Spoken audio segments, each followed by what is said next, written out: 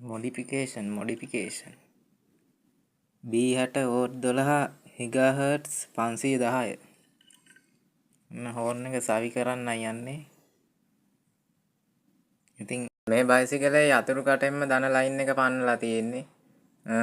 දන ඒ යතුරු කටේ දන ලයින් එකෙන් මේ හෝර්න් එක සෙට් කරන්න බෑ.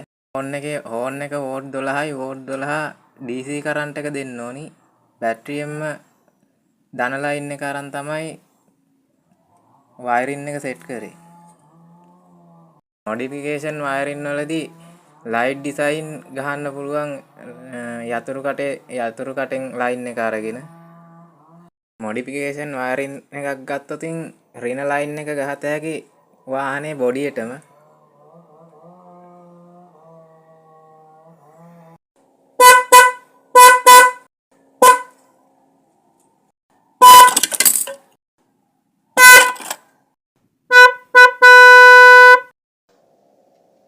ඉතින් මොඩිෆිකේෂන් හෝ කිසියම් වෙනත් වයරින් එකක් ගත්තොත් වයරින් එකේ අවසානයේට අනිවාර්යයෙන් මේ ජොයින් ටේප් කරන්න ඕනි. ඉතින් මොඩිෆිකේෂන් වයරින් එකක් ගත්තොත් මැගින්ටෝන් කරන්ට් එක අපේ කොයිල් එකෙන් එන කරන්ට් එක තියෙනවා AC කරන්ට් එක. ඒත් එක්කම බැටරියෙන් එන කරන්ට් එක තියෙනවා DC කරන්ට් එක. ඒ හෝර්න් එක ගත්තත් AC කරන්ට් එකෙන් යූස් කරන්න බෑ. මොකද හෝර්න් එකේ වෝට් 12යි ගිගාහර්ට්ස් ගාන තියෙනවා. ඒ ගානම දෙන්න ඕනි DC කරන්ට් එක කෙලින්ම බැටරියෙන්ම දෙන්න ඕනි.